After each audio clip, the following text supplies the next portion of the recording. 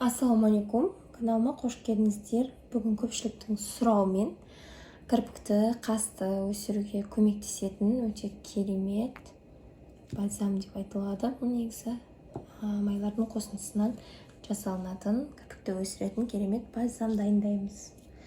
Бізге көп зат қажет емес. Ең бірінші осындай қас пен кірпікке жағуға ыңғайлы ыдыс болса, тіптен керемет. Егер босаған тушыңыз болса, соны жақсылап жуып, ішіндегісін жақсылап кептіріп, соны алсаңыз болады. Егер бұндай ыдыс жоқ болатын болса, кішкентай осы майларды араластыруға арналған ыдыс та жеткілікті. Сосын ватный палочка дейді ғой, сонымен жақсаңыздар да болады. Бізге арналған осындай гельдің босаған ыдысы бар еді, ішін жақсылап жуып қойған.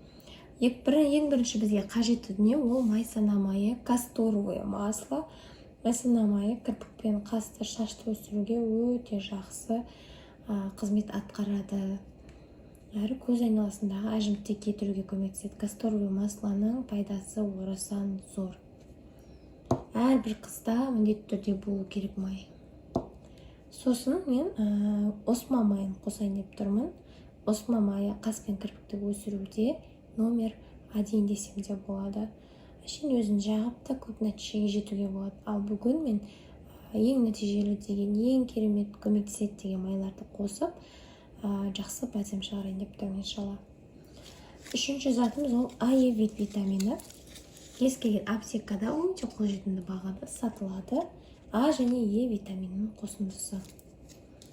Көптеу майсана майына қосылады. Одан кейін барып 2 есе аз осы осма майына. Мысалы үшін 5 грамм касторовое масло қосып жатсаңыз, 2 грамм немесе 2,5 грамм осма майын қосасыз. Сол керек көптеу касторовое маслосы. Дозасы көптеу болу керек. Негізгі маңызы сол. 5 граммдай қосам примерно. Көз мөлшермен істеймін. Пипетка толатында. Негізгі мөлшерін айтып жатырмын сіздерге.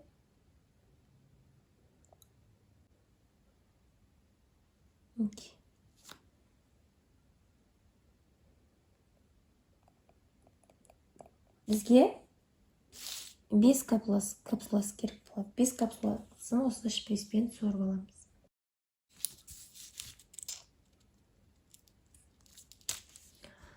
Міне ханымдар, мен 5 капсуладан осы майды алдым. Енді осы майды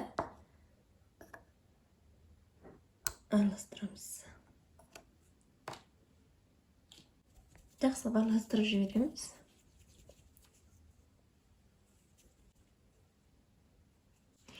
Енді бұл дайын болған бальзамды қалай қолданамыз? Бұл дайын болған бальзамды күнделікті жатар кезде бетімізді жуып, тазалап болғаннан кейін қасымызға және кірпігімізге жағып қоямыз. Көзге тиіп кетпесін. Ал ыңғайсыз болатын болса, ватный палочканы кішкене батырып, кірпіктің үстінен жағып қоясыздар. Және де солай ұйықтап, азанда жуып тастайсыздар.